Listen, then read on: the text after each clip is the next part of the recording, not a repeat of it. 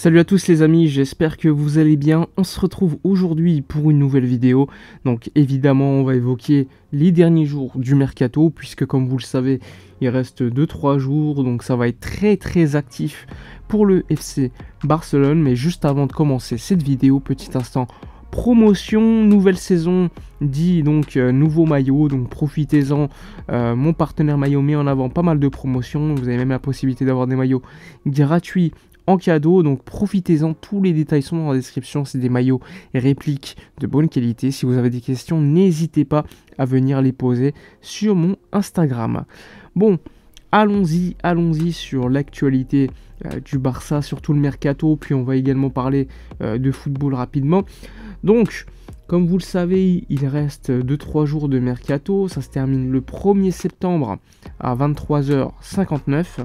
Donc évidemment, jusqu'à ce moment-là, il va se passer beaucoup de choses à Barcelone. On va faire le tri sur les nouvelles ces dernières heures qui sont sorties. Sachant que, comme vous le savez, quand ça concerne le Barça, ça va un petit peu dans tous les sens. Donc on va essayer de vous guider par rapport à cela. Bon, on va commencer par une bonne nouvelle. Ça commence par Fermín López, le jeune joueur qu'on a découvert, on va dire, lors de cette pré-saison, notamment par son but lors du Classico à Dallas. Eh bien, il va bien prolonger son contrat. Donc ce matin, il était donc à la Ciutat Deportiva pour prolonger jusqu'en 2028 son contrat. Donc 5 ans de plus pour le joueur qui avait donc une fin de contrat l'année prochaine, hein, donc 2024. Il fallait donc penser à le prolonger. Chose faite très rapidement d'ailleurs, donc bonne nouvelle pour le Barça qui va s'attacher avec Fermín López jusqu'en 2028 minimum. Ensuite, alors, parlons du sujet qui fâche, enfin du sujet qui intéresse, c'est le sujet Joao Cancelo. Évidemment, hier, on a eu l'annonce comme quoi deal complètement fermé entre le Barça et Manchester City pour Cancelo, donc accord total. Donc ce qu'il manque évidemment, c'est que le joueur voyage à Barcelone. Mais surtout, comme j'avais sorti il y a quelques semaines maintenant, ce qui manque, c'est l'argent allemand, l'argent du fonds allemand qui va donc débloquer notre fair play et donc pouvoir acheter ou se faire prêter des joueurs et ainsi pouvoir les inscrire. Donc tant que cet argent n'est pas arrivé, on ne pourra pas.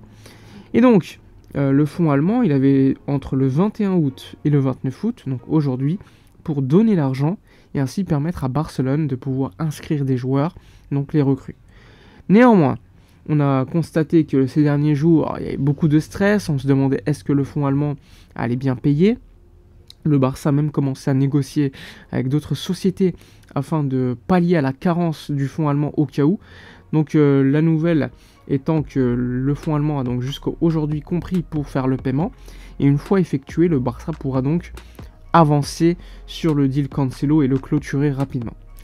Hier, on se disait que Cancelo allait voyager à Barcelone. Son avion était d'ailleurs déjà prêt pour le voyage du Portugal vers Barcelone.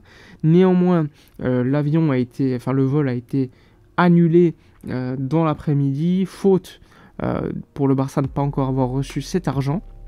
Donc d'une certaine manière, ça bloque un petit peu le mercato. Donc c'est quelque chose qu'on savait déjà, que je vous avais annoncé il y a quelques semaines, donc c'est pas une nouveauté. Donc le Barça, une fois qu'il aura reçu cet argent, pourra officialiser enfin le deal Cancelo. Alors normalement ça devrait arriver aujourd'hui, sinon ça devrait arriver demain au maximum par une autre société. Donc le club a quand même d'autres solutions au cas où.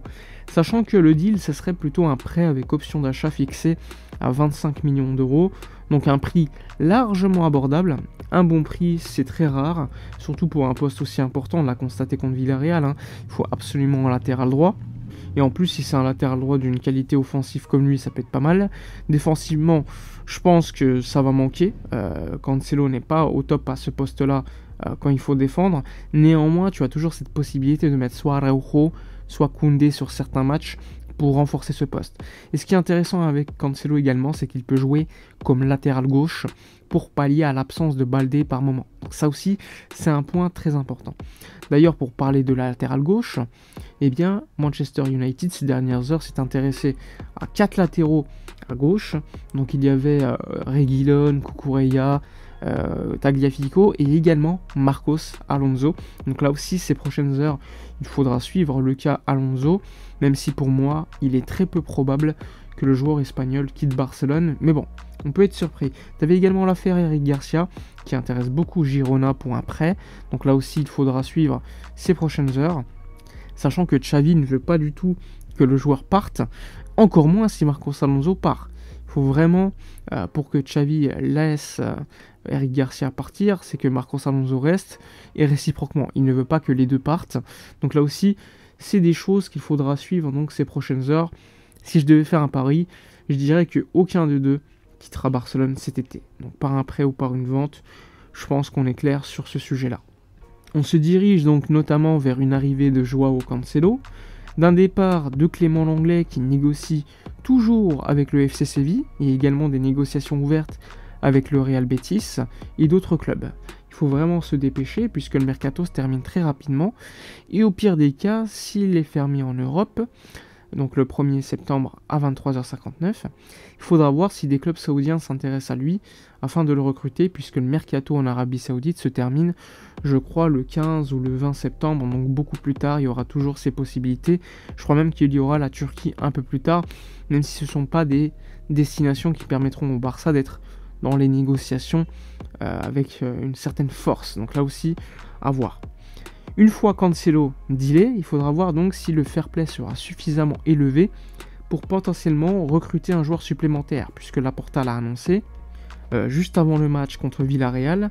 L'objectif, c'est deux recrues, sachant que Xavi, en conf de presse, a dit que si Laporta disait ça, c'est qu'il était sûr de lui et c'est ce qu'il ferait.